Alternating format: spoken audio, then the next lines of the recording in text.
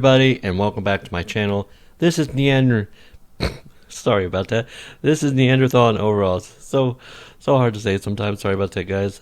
Neo, if you like. As I was saying, yes, there's going to be a major update to this battery block. It's in a previous video that I have created.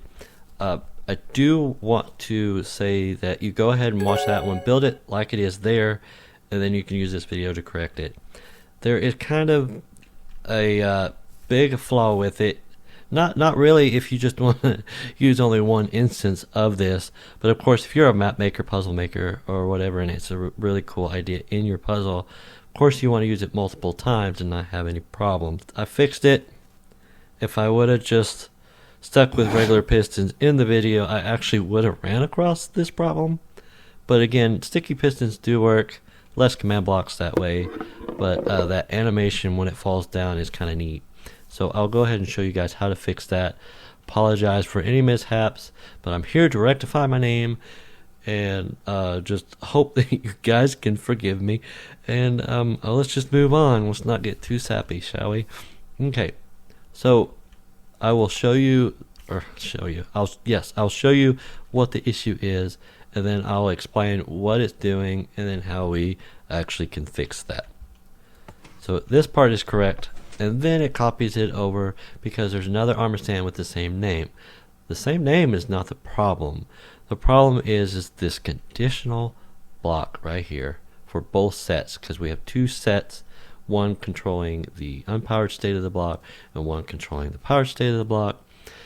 It is targeting the armor stand like it's supposed to, but we need to add more criteria because it's just going to apply it to all those armor stands with that name in the same world. Easy fix though, there's two steps. The first step is that the criteria actually is going to match from this block to this block. So what I mean is, and I'll show you here, is that you can see that we won't run this unless the third block is air and the fourth block is that wax copper bulb. We're going to use those same criteria for the second block. And so when we copy this over, we actually want to keep it with its set, meaning that when we go to the next set, we're going to copy again, because sometimes there might be a little bit difference. And I think in this one is, of course, the powered and unpowered state of the block. So as you can see, it says false. So I'll show you that. And then the second step is that we got to switch the order. We'll go back in here again. We got to switch order for the fact that if we run this one first, as you can see there, it says set block at 4 in the Y direction, air. So if we delete that block, that criteria is gone and it's not going to run because it can't detect that block. So it'll detect that block, create our following block entity, and then take that block away. It'll do it so fast that it won't cause a problem. Let's go ahead and show you how to do it. Control middle mouse click the first two, because that is your first set, and the last one you copied you want to place down first, and then the next one, not in that direction now. There we go. Change it the way it's supposed to be, repeat, and needs redstone because I'm going to go ahead and use a lever. And then this one is going to be always active and chain.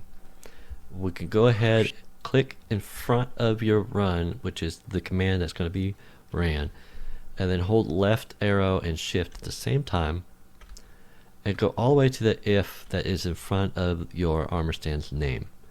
Control C, copy, and then before you actually close out, make sure you push enter to keep your block changes. Now that we got that, we want to select the first run, because I believe there's two. Yep, just right after the X and Z. The first run, Control V, and there you go. We have successfully fixed it for the unlit version of that, and now we're going to go and fix the powered version of that. Start with the first one in the set, and then the last one you copied, place it down first. And then again, we don't have to change any of the block states because it's already chain. Front of run, hold shift, left arrow, and see guys, it's a simple fix, but I am a goober. Okay, so yep, first run, Control V, and there we go. We have fixed it. That's all you have to do for that. Of go ahead and destroy that block and show you that it does in fact work. Just like that. And then now, if we want both of them to go, there still won't be any issues because it knows, whoops, it knows exactly which one to go for, and as well as the powered state of the block. Woo! That was something. Okay, next is actually the player's interaction with the block. I'm just going to show you the falling block, which would be the unpowered state of it, and then the powered state as well. It still works, but it works as a single player map. But if you want multiple players, at E targets every entity with a certain criteria. So I'm going to assume that at A is what we're going to replace it with, is going to target every player that hits that same criteria as well. We're going to switch the order, and we're going to give it more criteria, and then the extra step on that is to change at P to at A. So go ahead and copy your first. Now these are in sets as well, but each set is a different direction, and I do say that in the older video. So that's the falling block. There we go. Go ahead and change that to repeat. Needs redstone. Again, this one is going to be always active in chain. We can go ahead and click again, guys, right in front of run. Shift left arrow. Right there. Control C, but do not go out of the block yet. Left arrow without holding shift, backspace, and then we want to do at A, like I said. Don't forget to push enter. And then we want to do that for this one as well. You can go ahead and delete that. Go in front of a line, and then control V. Because this one is a little different. You don't have to do it in front of run because we're executing if. So that's our statement and criteria for that. So that fixes for that, and then you want to do it for each other, or the other directions for that falling block, and then I'll go ahead and show you the powered version of that, and then you would do the same. You would do it for all the other directions as well. So the first one, and then the second one. Start with the second one, and then end with the first one. Change it over, chain, always active, and then this one I do repeat and needs redstone. Go back in that one.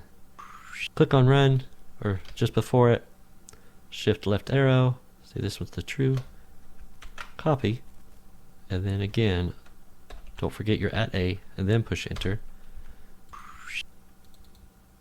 Change this to at A, and no spaces. Go to the line, and then control V, and there you go, guys. We have fixed it, and I will show you the setup here. Let me go. Man, gotta clear that out. Okay. Okay, let's go in here. And see, this is what I was talking about. Holy cow. It copies it like crazy. So we only need one of these. There we go. So I will show you it after I get my redstone. Holy cow. There we go. Okay. So I'll show you that it does in fact work. In the previous video, I did have a sticky piston here, but I'm like, you know what? I'm just going to show you with both the regular piston as well. Let me go ahead and copy that. Oop. So it still breaks like it's supposed to. There we go. We'll go ahead and let go. It works. Does not copy it over here, which is fantastic. Now we need to power our block. Bring that down. There it is. Again, it's the powered state. Does not copy it over on that other one.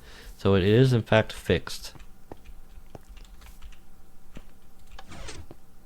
That animation though, I really do enjoy that. It's really neat. There we go. We have done it, guys. So if you enjoyed, smash that like and subscribe button. And as my wife always says, hootie hootie chicken booty, and I'm missing an egg. No, that's not what she said. Hootie hootie chicken booty, and I will see you in the next one.